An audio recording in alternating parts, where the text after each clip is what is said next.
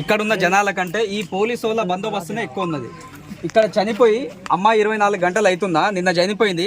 శవానికి శమే వాళ్ళ అంబులెన్స్లో పెట్టేసి ఆ అంబులెన్స్తోని ఇంట్లో ఉన్న వాళ్ళు కూడా ఎవరు లేరు. ఇంట్లో ఉన్న ఫ్యామిలీ మొత్తం ఆసిఫాబాద్లోనే ఉంది. కానీ శవం మాత్రం అందుగులో కూడా వచ్చింది. వచ్చిన తర్వాత ఇప్పటి వరకు వచ్చిందా? ఇట్లా వచ్చిందన్న. ఇగో వీళ్ళ నేను వచ్చి ఇవాళ విద్యా వ్యవస్థలో ఉన్న ఆసిఫాబాద్ జిల్లా హెడ్ క్వార్టర్లో జిల్లా యంత్రాంగం అంతా అక్కడి నుంచే ఫంక్షన్ జరుగుతుంది. జిల్లాలో ఏమున్నా అయినప్పటికీ ఒక అమ్మాయి, ఒక విద్యార్థిని, ఒక పేద వర్గాలకు చెందిన విద్యార్థిని చనిపోతే ఈ గవర్నమెంట్కి కానీ ఇక్కడ ఉన్న అధికారులకు కానీ చీమ కుట్టినంత సోయి కూడా లేదు. ఇంత మొద్దు నిద్రలో ఉన్నారు. మేము ఇక్కడ వచ్చి ఇప్పుడు మాట్లాడుతూ ఉంటే ఇంతకుముందు అడిషనల్ కలెక్టర్ వస్తుంది అని చెప్పారు. ఇప్పుడు ఆ కలెక్టర్ కూడా వచ్చే పరిస్థితి లేదు అని చెప్పేసి ఇంత మొండి వైఖరిగా మాట్లాడుతూ ఉన్నారు.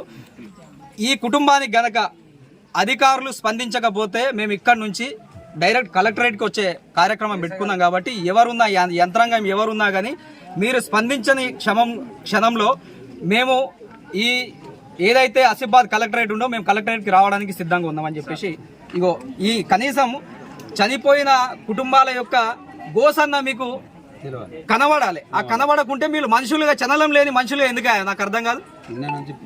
నిన్నటి నుంచి వచ్చి 12 దాకా వాళ్ళని పట్టించుకుంటే పలకరించేటోళ్ళు లేడు. నైట్ 3 గంటలకు వచ్చిన మేము ఎట్లా వచ్చిన వాళ్ళు కూడా తెలియదు. జీవి పంపిస్తా అన్నాడు. లాస్ట్ బైక్ ఒక్కొక్క బైక్ మరి కలెక్టర్ వస్తారో లేదో ఒకసారి ఫోన్ చేసే ప్రయత్నం చేస్తాం. ఆ ఫోన్ కి ఆయన రెస్పాండ్ అవుతాడో లేదో కూడా చూద్దాం.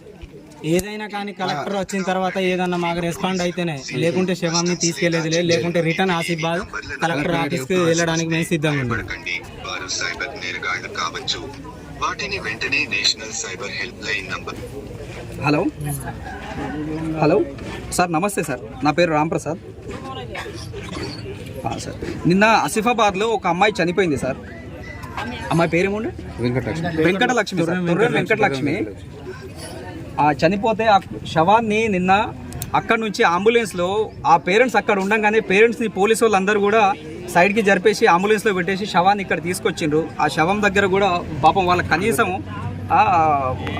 అది మాట్లాడేటోడు కూడా ఎవరు లేకపోయాయి. ఇప్పుడు వచ్చిన మేము పోలీసు వాళ్ళు, మాకంటే ఎక్కువ పోలీసు వాళ్ళే ఉన్నారు సార్.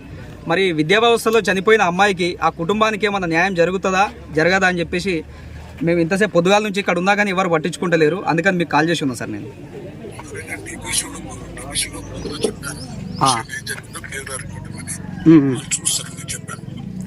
Sir okay sir. ఆ రిపోర్ట్ రావడానికి టైం పడుతుంది సార్. కానీ ఇప్పుడు వీళ్ళకు తక్షణంగా మనం ఏమన్నా న్యాయం చేయగలుగుతామా లేదా?